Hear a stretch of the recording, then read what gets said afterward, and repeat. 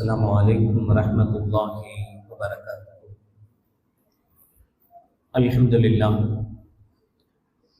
لله نحمده ونستعينه ونستغفره ونعوذ بالله من شرور أنفسنا ومن سيئات أعمالنا. من يهده الله فلا مضل له ومن يضلل فلا هادي له. ونشهد أن لا إله إلا الله وحده لا شريك له ونشهد أن سيدنا ومولانا محمدا عبده ورسوله. اللهم صل على سيدنا مولانا محمد طب القلوب ودوائها وعافية الأبدان وشفائها ونور الأبصار وضيائها وعلى آله وصحبه وسلم. أما بعد، فقد قال الله تعالى في القرآن العظيم والفرقان المجيد: أعوذ بالله من الشيطان الرجيم، بسم الله الرحمن الرحيم. يا أيها الذين آمنوا كتب عليكم الصيام كما كتب على الذين من قبلكم لعلكم تتقون. قال النبي صلى الله عليه وسلم: يا أيها الناس قد أظلكم شهر عظيم مبارك، أو كما قال عليه الصلاة والسلام. صدق الله العظيم وصدق رسوله النبي الكريم. سبحانك لا علم لنا إلا ما علمتنا إنك أنت العليم الحكيم. رب اشرح لي صدري ويسر لي أمري واحلل عقدة من لساني يفقهوا قولي. إن أريد إلا الإصلاح ما استطعت وما توفيقي إلا بالله. புகழ் அனைத்தும் அல்லாஹ் ஒருவனுக்கு உரித்தாகட்டுமாக.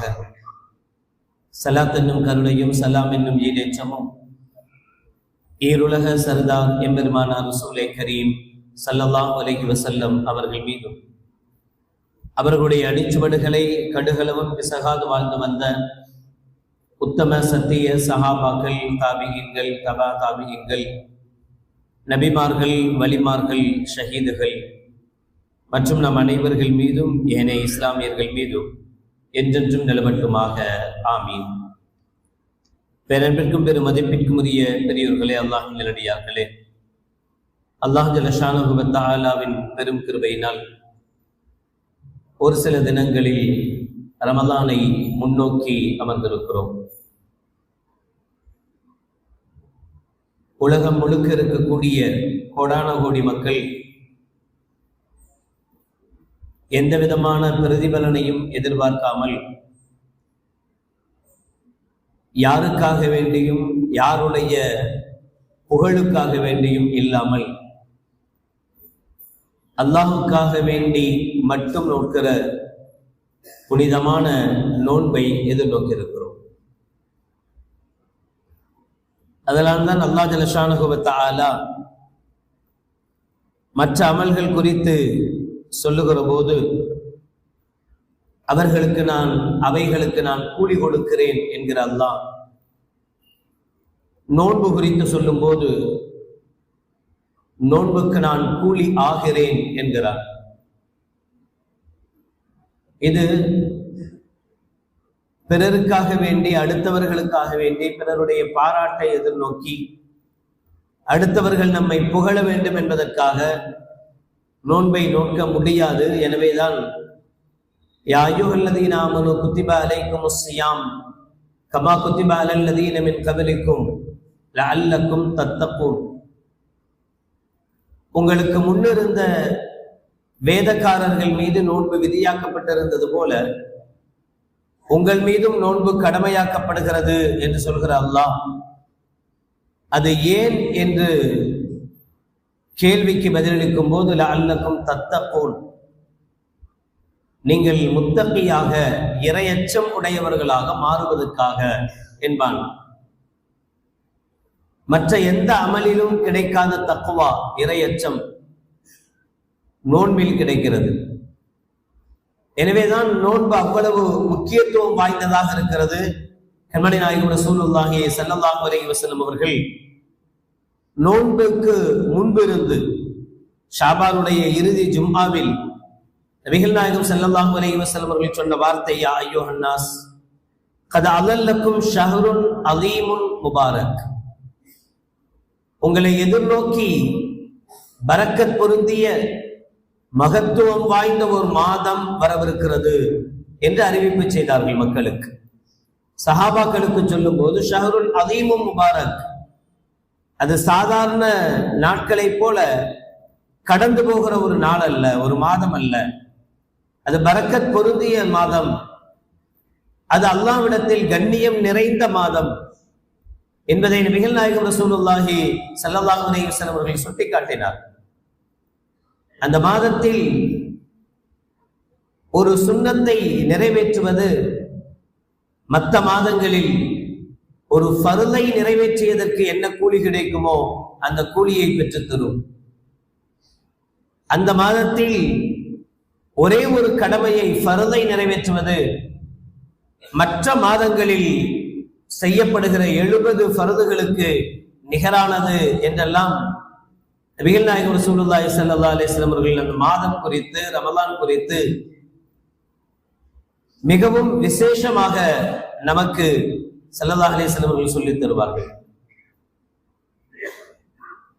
எல்லா மக்களுக்கும், பெரியவர்கள், சிறியவர்கள், நோயாளிகள், நலம் பெற்றவர்கள் என்கிற எந்த பாகுபாடும் இல்லாமல் எல்லோருக்கும் சந்தோஷத்தை தருகிற பரக்கத் பொருந்திய மாதமாக, சிறந்த மாதமாக ரமலானை அல்லாஹ் ஜல்ல ஷானஹு வ தஆலா அமைத்து தருகிறான்.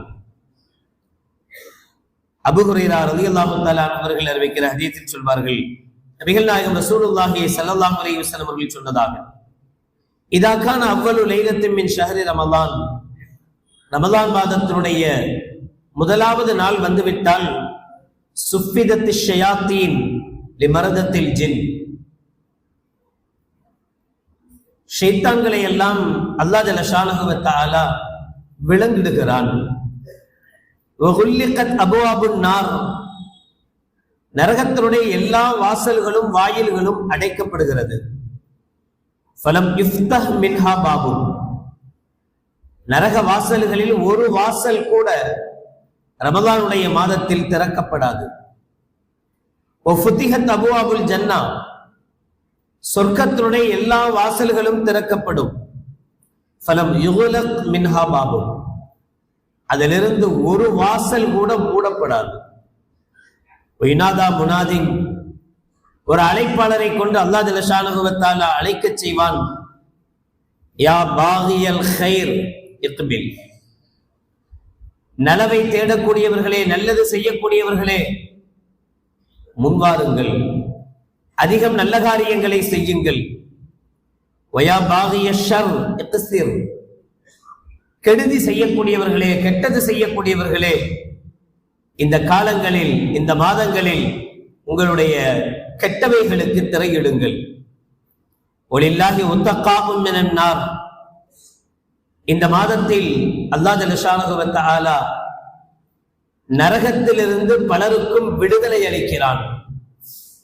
வதாலிக குல்ல லைலா, இப்படி அல்லாஹ் ஜல்ல ஷானஹு வ தஆலா ஒரு மலக்கை விட்டு, ஒரு மலக்கின் மூலமாக அறிவிப்பு செய்கிறான். இது ரமலானுடைய ஒவ்வொரு நாளும் நடைபெறுகிற நிகழ்வு என்று கண்மணி நாயகம் ரசூலுல்லாஹி ஸல்லல்லாஹு அலைஹி வஸல்லம் அவர்கள் சொல்லி காட்டுகிறார்.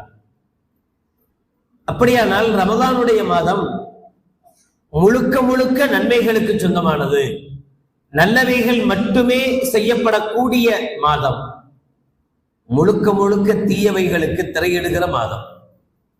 தீயவைகள் அந்த மாதத்தில் செய்யப்படக்கூடாது என்பதை கண்மணி நாயகம் ரசூலுல்லாஹி ஸல்லல்லாஹு அலைஹி வஸல்லம் அவர்கள் இந்த ஹதீஸின் மூலமாக சொல்வார்கள்.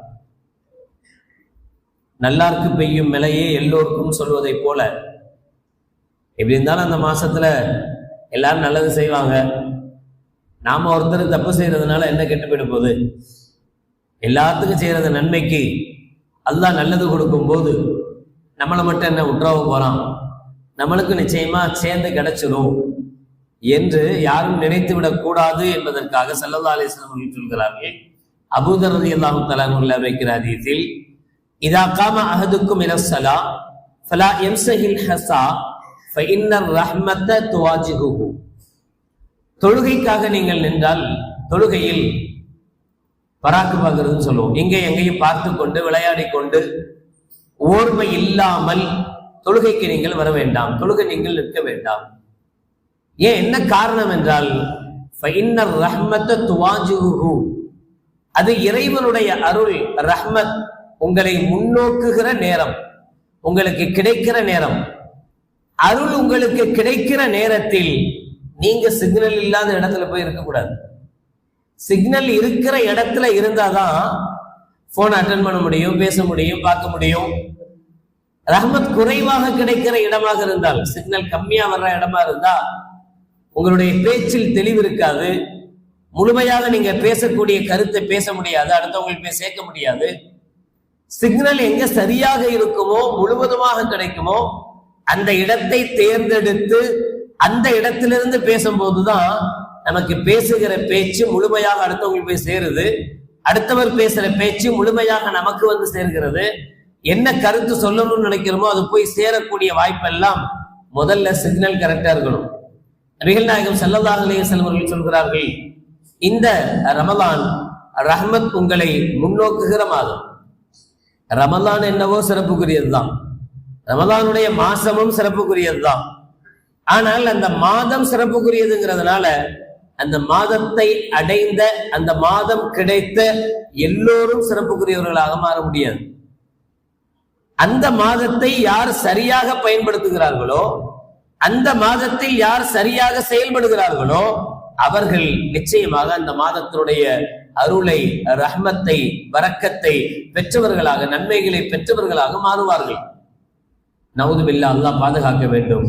அந்த மாதத்திலும் கூட யார் நலவின் பக்கம் முன்னோக்காமல் தன்னுடைய பல காலத்து சேஷ்டைகளிலேயே, சேட்டைகளிலேயே, தன்னுடைய பழைய மோசமான செயல்பாடுகளிலேயே நீடித்திருப்பார்களேயானால் நிச்சயமாக இந்த ரமலான் அவர்களுக்கு எந்த பிரயோஜனத்தையும் தராது என்பதுதான் நபிகள் நாயகம் ரசூலுல்லாஹி ஸல்லல்லாஹு அலைஹி வஸல்லம் ஹதீஸினுடைய நோக்கம்.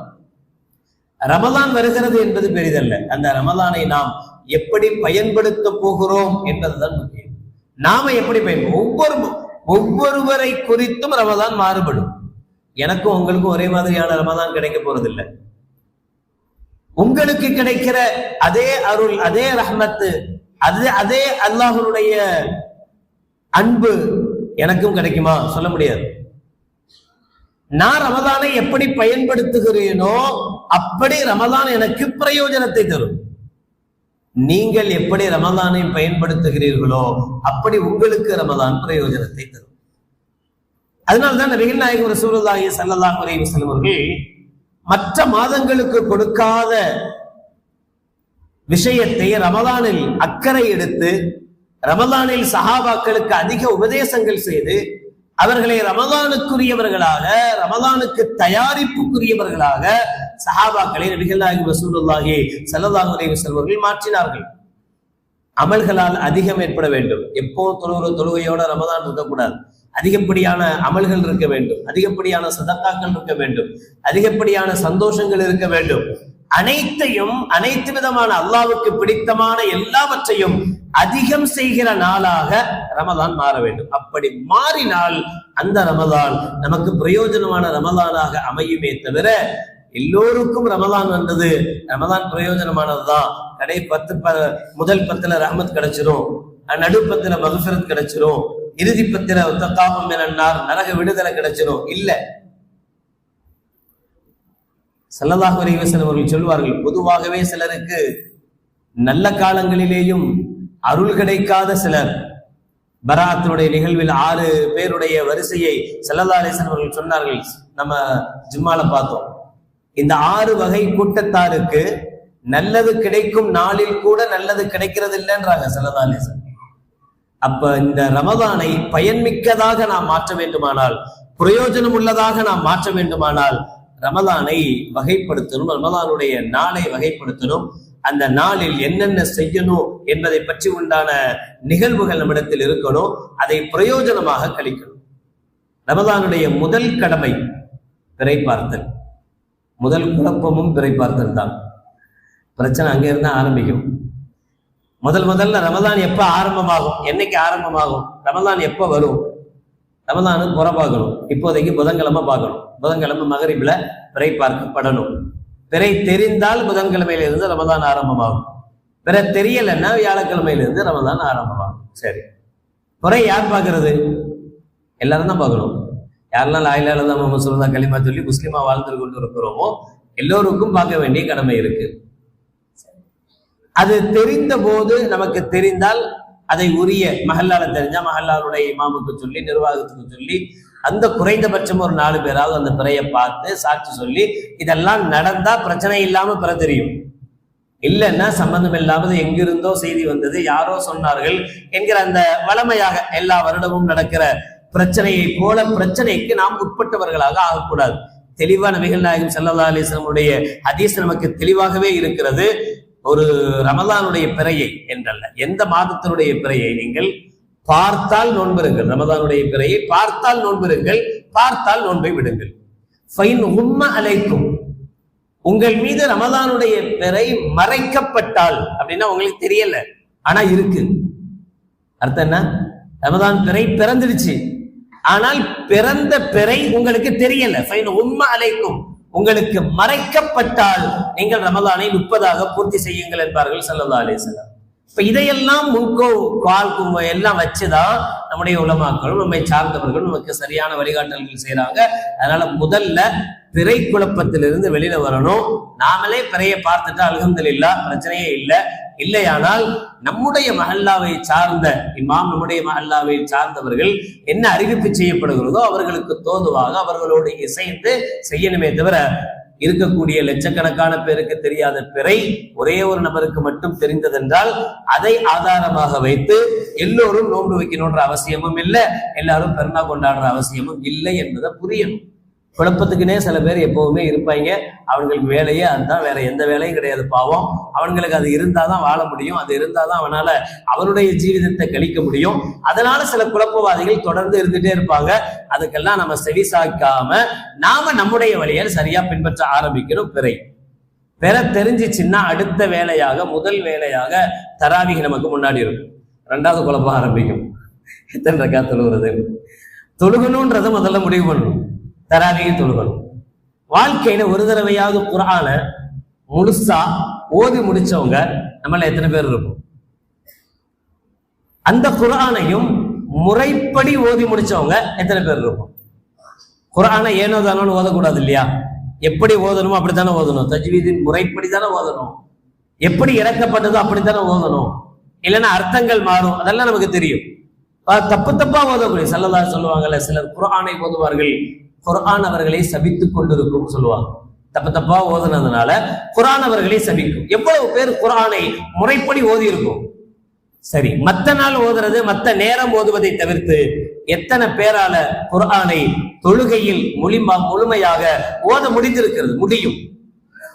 அதையும் தாண்டி அல்லாஹ் ஒரு நல்ல வாய்ப்பு தர்றான். ஒட்டுமொத்த குர்ஆனையும் முழுவதுமாக கேட்கக்கூடிய வாய்ப்பு, தொழுகையில் கேட்கக்கூடிய வாய்ப்பை தர்றான். வருஷத்துல ஒரு தடவை அமையுது.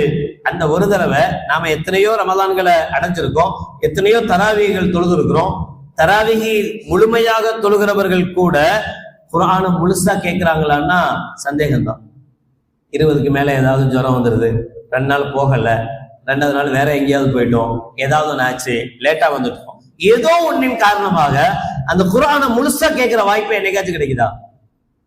அப்படி இல்லைன்னா மௌத்தா போறதுக்கு முன்னாடி, என்னைக்கு போகணும்னு தெரியல, மௌத்தா போறதுக்கு முன்னாடி ஒரு தடவையாவது தொழுகையில குர்ஆனை முழுசா ஓதி கேட்கிற வாய்ப்புள்ளவனாவது மாற வேணாமா? அந்த ஆசை கூட நமக்கு இல்லையா? அப்படியே அந்த ஆசையாவது வர வேணாமா? அப்ப அப்படி ஒரு வாய்ப்பு நமக்கு கிடைக்கிறது. அல்ஹம்துலில்லாஹ், குர்ஆனை முழுசா ஓதி கேட்கக்கூடிய வாய்ப்பு கிடைக்குதுன்னா அதை நாம பயன்படுத்தணும். 2வது. 3வது, தராவியை முடிச்சுட்டு காலையில சஹர் செய்வோம், நோன்பு வைப்போம். சஹர் எப்ப வைக்கிறது? என்ன டைமுக்கு முடியுது? 4:50 அப்படின்னா 4:50க்கு முடிக்கணும். இன்னொருத்தர் சொல்லுவாரு, இல்ல பாங்க சொல்ற வரைக்கும் சாப்பிடலாம். பாங்க 5 மணிக்கு சொன்னா 5 மணி வரைக்கும் சாப்பிடு, 5:10 வரைக்கும் சொன்னா 5:10 வரைக்கும் சாப்பிடு. சில பேர் சொல்லுவாங்க, பாங்க சொல்லிட்டா கூட பரவாயில்ல, வாயில இருந்து அதை மட்டும் முழுங்கிக்கலாம், தப்பு இல்லை, எக்ஸ்ட்ரா தான் சாப்பிடக்கூடாதுன்னு பாங்க. இன்னொருத்தவங்க சொல்லுவாங்க, இல்ல இல்ல அப்படிலாம் கிடையாது, பாங்கு சொன்னாலும் பரவாயில்ல, தண்ணி மட்டும் குடிச்சிட்டு நோன்பு வச்சுக்கலாம், நேத்து வச்சுக்கலாம் அப்படிம்பாங்க. இது எதுவுமே கேட்க கூடாது. நாம சரியா நோன்பு வைக்கணும்னு ஆசைப்படுதுன்னு வைக்கிறோம். யாருக்காக வேண்டி நோன்பு வைக்கிறோம்? லில்லாஹி. வேற எதுக்காக வேண்டி? யாராவது காசு தர போறாங்க, நம்ம காசு நம்ம நோன்பு வச்சா பணம் தர போறாங்களா? வேற ஏதாவது நோக்கங்கள் நமக்கு இருக்கு? எதுவுமே இல்லை. அல்லாஹ்வுக்காக நோன்பு வைக்கணும். அந்த நோன்பு கரெக்டா இருக்கணுமா இல்லையா? 4:50 டைம் முடியுது, ஓகே. 4:40 ஒருத்தர் சாப்பிட்டு முடிச்சுட்டார், நியத்து வச்சுட்டார், நோம்புடைய நியத்து வச்சுட்டார். நோம்பு கூடுமா? கூடும். முன்னாடி தானே முடிச்சிருக்காரு, தப்பில்லை. ஒருத்தர் 4:51 நியத்து வைக்கிறார், 50 தாண்டி சாப்பிட்டுக்கிட்டே இருக்கிறார். 4:50 சகர் முடிஞ்சு போச்சு, 50 முடிஞ்ச பின்னாடியும் சாப்பிடுறார். 4:51 தான் நியத்து வைக்கிறார். இவருடைய நோன்பு கூடுமா? 12 மணி நேரம் இவர் பட்னியா இருக்க போறாரு, 13 மணி நேரங்கள் பட்னியா இருக்க போறாரு. இந்த பட்னியா இருக்கிறதுனால இவருக்கு ஏதாவது பிரயோஜனம் இருக்கா? 5 பைசாக்கு பிரயோஜனம் கிடையாது. இவருடைய நோன்பு கூடாது. ஏன் நோன்பு கூடாம போச்சு? எந்த வக்தில முடிக்கணுமோ அதை தாண்டியும் சாப்பிட்டு இருக்கிறாரு. அதை தாண்டி சாப்பிட்டா நோன்பு கூடாது, எல்லாத்துக்கும் தெரிஞ்ச விஷயம். இப்போ ஒரு நல்ல அறிவாளி என்ன செய்வான்? 10 நிமிஷத்துக்கு முன்னாடி சாப்பிட்டு முடிப்பானா, இல்ல 10 செகண்ட் போனாலும் பரவாயில்லன்னு பின்னாடி சாப்பிடுவானா? அவ்வளவுதான். நீங்க அறிவாளியா இருக்கணும்னு ஆசைப்படுறீங்களா, இல்ல முட்டாப்பைய கூட சேர்ந்துட்டு தான் இருப்பேன்னு ஆசைப்படுறீங்களான்னு நீங்க முடிவு பண்ணிக்கீங்க. அறிவாளியா இருக்கணும்னு ஆசைப்பட்டா முன்னாடியே முடிச்சுட்டு அல்ஹம்துலில்லாஹ் சந்தோஷமா, என் நோன்பு நல்ல நோன்பு, நான் முழுசா நோன்பு வச்சவன் அப்படின்ற நிம்மதியோட நோன்பு தொடங்க. இல்ல முட்டாப்பையங்களோட சேர்ந்துக்கிட்டு நீங்களும் சேர்ந்து என்ன செஞ்சிருங்க, பரவாயில்ல இன்னும் 2 நிமிஷம் இருக்கு, இன்னும் 4 நிமிஷம் இருக்கு அப்படியே எவ்வளவு பின்னாடி போகணுமோ பின்னாடி போய் தேவைப்பட்டா லுஹருக்கு பின்னாடி கூட கொஞ்சம் சாப்பிட்டுட்டு மெல்ல மெல்லமா பிரியாணி சாப்பிட்டு நோன்பு வைங்க. பின்னாடி ஒரு கூட்டம் வரும், அப்படின்னு சொல்றதுக்கு ஒரு கூட்டம் வரும். சிலதான் சொல்லியிருக்கிறாங்க லுஹர் வரைக்கும் நியத்து வைக்கலாண்டு. நியத்து தான் வைக்க சொன்னாங்க, சோர்ச்சிங்க சொல்லல. அதனால பரவாயில்ல கொஞ்சோண்டு சாப்பிட்டுட்டு நியத்து வைக்கலாம் இப்படி சொன்னாலும் அதை கேட்டு ஆடுற ஒரு கூட்டம் இருக்கு. அதனால சஹருடைய நேரம்னு நமக்கு என்ன டைம் பிக்ஸ் பண்றாங்களோ, யார் பிக்ஸ் பண்றாங்களோ அதுல எது குறைந்தபட்ச அளவா இருக்கோ அதை எடுங்க.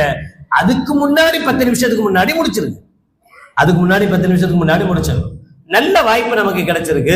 ரமதானுடைய காலங்கள்ல ஃபஜ்ர் மிஸ் ஆகாது. மற்ற நாள்லயாவது எப்படியாவது தூங்கிடுவோம், கொண்டுருவோம், ஏதாவது ஒன்று ஆயிடும். ஆனா ரமதான்ல தஹஜ்ஜுதே மிஸ் ஆகாது, ஃபஜ்ர் கம்பல்சரி கிடைச்சிடும், சாப்பிட்டுருவோம். தஹஜ்ஜுதுக்கும் வாய்ப்பு இருக்கு, அதை தாண்டி ஃபஜ்ருக்கு கண்டிப்பாக வாய்ப்பு இருக்கு. எப்ப நோன்பு வச்சு முடிச்சோமோ, சஹர் முடிச்ச கையோட பள்ளியாசலுக்கு வந்துடும். பரவாயில்ல பாங்கு சொல்லட்டும், அது வரைக்கும் கொஞ்ச நேரம் படுத்து எந்திப்போம். சஹர் வக்து முடியும், அதுக்கு பின்னாடி பாங்கு ஒரு 10 நிமிஷம் 20 நிமிஷம் கழிச்சு சொல்லுவாங்க. அப்புறம் ஒரு 10 நிமிஷம் 20 நிமிஷம் கழிச்சு தான் இக்காமத் சொல்லுவாங்க.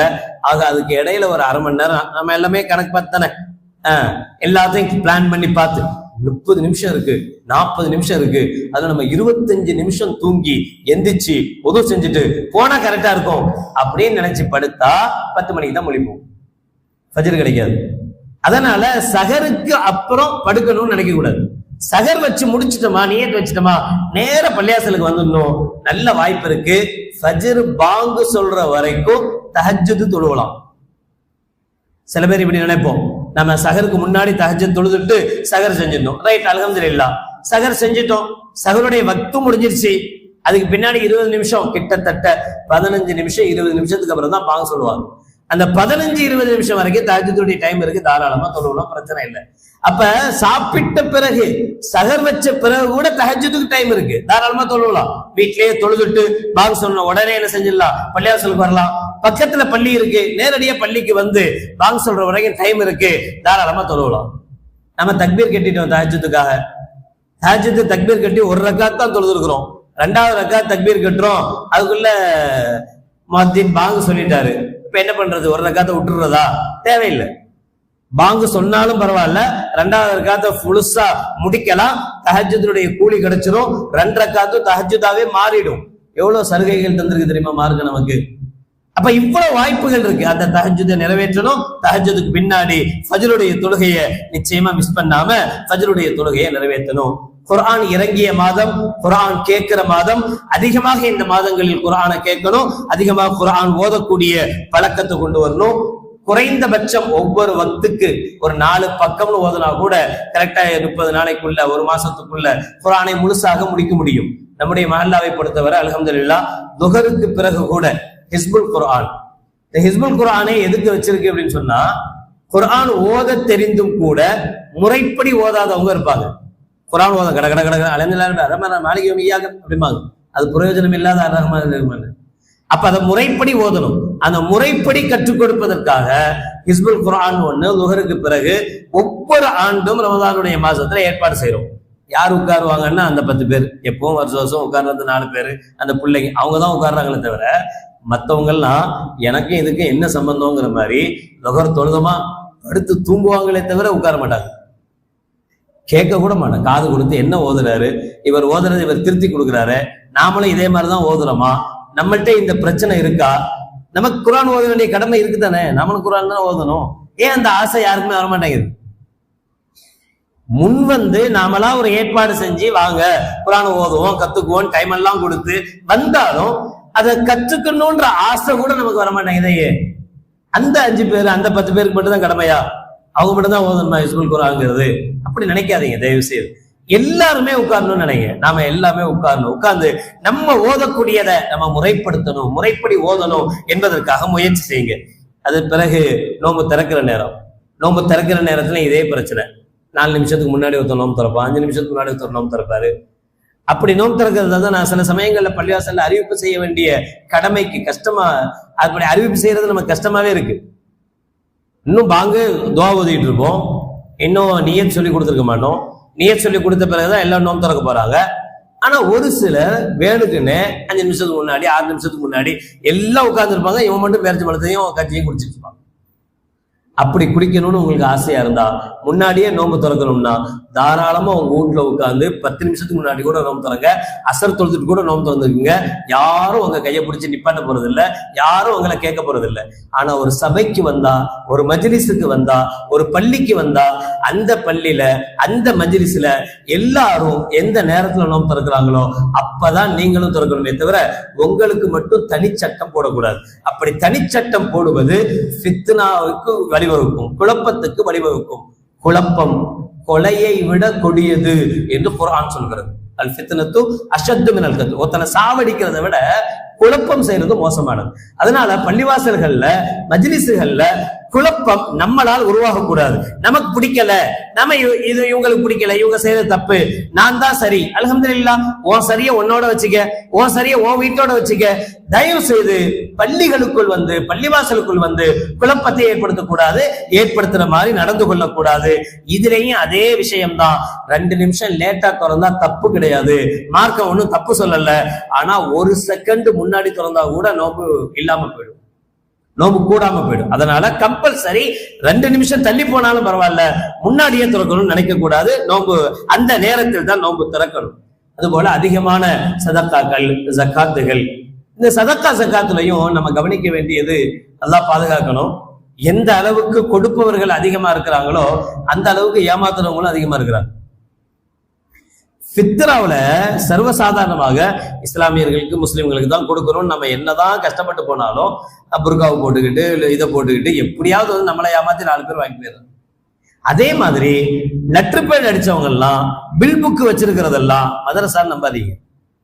அவன் தனித்தனியா அவனுக்கு ஒரு பில் புக் வச்சுக்கிறான், அவன் ஒரு மதரசா பேர் வச்சுக்கிறான். அப்படி ஒரு மதரசாவும் இல்லை, அப்படி ஒரு இடமும் இல்லை, அப்படி எதுவுமே இல்லை. ஆனா எங்கேயோ போய் வசூல் பண்ணிட்டு போறான். நாம கஷ்டப்பட்டு சம்பாதிச்சு, நாம கஷ்டப்பட்டு உழைச்சு அது சரியான இடத்துக்கு, முறையான இடத்துக்கு போனாதானே நமக்கு சந்தோஷம். அது முறை தவறிய உங்களுடைய கைகளுக்கு எல்லாம் போய் அவங்களுடைய கைகள், நம்ம கஷ்டப்பட்டு சம்பாதிக்கிற பணங்கள் முறை தவறிய ஒருத்தனை சந்தோஷப்படுத்துறதுக்கு, அவனுடைய வளர்ச்சிக்கு காரணமாயிடக்கூடாது. யாரோ வர்றாங்க, நம்ம கடை வச்சிருக்கிறோம், டெய்லி ஏழைகள் வர்றாங்க, ஏதோ நம்மளால முடிஞ்சதை சாப்பாட்டுக்குன்னு கொடுக்குறோம், அது பிரச்சனை இல்லை, அது கொடுத்துட்டு போங்க, யாருக்கு வேணாலும் கொடுக்கலாம், தப்பில்லை. ஆனா நம்முடைய ஜக்காத் பணத்தை முஸ்லிம்களுக்கு தான் கொடுக்கணும் என்று இருக்கக்கூடிய ஜக்காத் பணத்தை கம்பல்சரி இஸ்லாமியர்களா முஸ்லிம்களா நாம யாருக்கு கொடுக்கிறோமோ தகுதி உள்ளவர்களா. இப்ப கூட ஒருத்தர் போன் பண்ணி கேட்டார், இந்த ஜும்மாவுக்கு முன்னாடி, அவர் ரொம்ப கடன்ல இருக்கிறாரு, அவனுக்கு நான் ஜக்காத் கொடுக்கலாமா அப்படின்னு கேட்கிறாரு. கடன்ல இருக்கிறாருங்கிறது ஜக்காத் கொடுக்கறதுக்கு அடையாளம் கிடையாது. அம்பானிக்கு கடன் இல்லையா, அதானிக்கு கடன் இல்லையா, எல்லாத்துக்கும் யார் ஜக்காத் கொடுக்குறாங்களோ அவங்களுக்கும் கடன் இருக்கு. கடன் இல்லாத யாராச்சும் இருக்கிறோமா? கடன் இருக்கு. அப்ப கடன் இருக்குங்கிறது ஜக்காத்தை வாங்குறதுக்கு உண்டான தகுதி கிடையாது. ஜக்காத் யாருக்கு கொடுக்கணும்னா 612 கிராம் வெள்ளியினுடைய ரேட்டு 30,000 ரூபாய் 40,000 ரூபாய் பணம் ஒரு வருஷ காலங்கள் ஒருவருடைய சேமிப்பில் இருக்கக்கூடாது. 11 பவுன் நகை ஒரு வருஷ சேமிப்பில் அவங்ககிட்ட இருக்கக்கூடாது. இப்படி இல்லாதவங்களை பார்த்துதான் ஜக்காத்து கொடுக்கணுமே தவிர, ஒருத்தர் சொந்த வீடு வச்சிருக்கிறாரு, சொந்த கார் வச்சிருக்கிறாரு, எல்லாமே நல்லா இருக்கு, நல்லா தான் இருக்கிறாரு, ஆனா அவரு போன வருஷம் உள்ள கடன் இன்னும் முடியும், சாவுற வரைக்கும் நம்ம கடன் போறது இல்லை. எல்லாத்துக்கும் மூத்து வரைக்கும் கடன் வச்சுக்கிட்டே தான் இருக்கணும். அவங்க இல்லாதான் பாதுகாக்கணும். நம்மகிட்ட இருக்கிற கெட்ட பழக்கமே என்ன அப்படின்னு சொன்னா, என்கிட்ட 10,000 ரூபாய் இருக்கு, நான் ஒருத்தர் 100 ரூபாய் கடன் கொடுக்கணும் அப்படின்னா எனக்கு மனசு வர மாட்டேங்குது. 10,000 ரூபாய் என்கிட்ட இருக்கு, 100 ரூபாய் கொடுத்துறேன், அல்ஹம்துலில்லாஹ், மீதியில நான் சந்தோஷமா இருக்கணும்னு நினைப்பே வர்றதில்ல. எனக்கு என்ன ஆசைன்னா 10,000 ரூபாய் நான் ரொட்டேட் விடுவேன், ரொட்டேட்ல விட்டு இன்னும் கொஞ்சம் சம்பாதிப்பேன். அப்ப இவருக்கு 100 ரூபாயை இப்ப கொடுக்க வேண்டிய அவசியம் இல்ல, இப்ப 10 ரூபாய் கொடுக்கலாம், அப்புறம் 10 ரூபாய் கொடுக்கலாம். 10 மாசம் 10 ரூபாயா கொடுத்தா மீதி இருக்கிற 90 ரூபாயில என்னால இன்னும் சம்பாதிக்க முடியும். இதுதான் எல்லாருடைய ஐடியாவும் இருக்கு. அதனாலதான் எல்லோருக்கும் கடன் மேல கடன் இருந்துகிட்டே இருக்கு. எவ்வளவு பெரிய பணக்காரனா இருந்தாலும் கடன் வச்சுக்கிட்டே பணக்காரனா இருக்கிறான். ஆனா இஸ்லாம் கடன் இல்லாத, பணக்காரனா இல்லாத கடன் இருக்கணும், அவனுக்கு தான் கொடுக்கலாமே தவிர, யார்கிட்ட பணத்தை வச்சுக்கிட்டே ஜக்காத்துக்கே தகுதி இல்லாதவங்களுக்கு எல்லாம் நம்முடைய ஜக்காத்தை கொண்டு போய் கொடுத்து நம்முடைய ஜக்காத்தும் கூடாம போய் நாளைக்கு அல்லாஹ்ட்ட பதில் சொல்ல முடியாம போய் கைகட்டி நிற்க கூடாது. அதனால தான தர்மங்கள் செய்யுங்க, ஜக்காத்தை கொடுங்க, சதக்காக்கள் கொடுங்க. நம் கண்ணுக்கு முன்னால் இருக்கிற நமக்கு தெரிந்த ஏழைகளை தேர்ந்தெடுங்க, நம்மோடு பழகுகிற, நம்மோடு எடுக்கிற ஜக்காத்துக்கு தகுதியானவர்களை தேர்ந்தெடுங்க. அவர்களுக்கு நம்முடைய பணங்களை, ஜக்காத்துகளை கொடுத்து நாம அதிலிருந்து நன்மைகளை பெற முயற்சிக்கணும். அல்லாஹ் ஜல்ல ஷானஹு வ தஆலா வருகிற ரமலானை புனிதமான ரமலாக, பரக்கத் பொருந்திய ரமலானாக, ஆஃபியத்தை தந்த உடல் ஆரோக்கியத்தோடு ரமலானை முழுமையாக அடைந்து அமல் செய்கிற பாக்கியத்தை அல்லாஹ் நம் அனைவர்களுக்கும் நசீபாக்கி தருவானாக.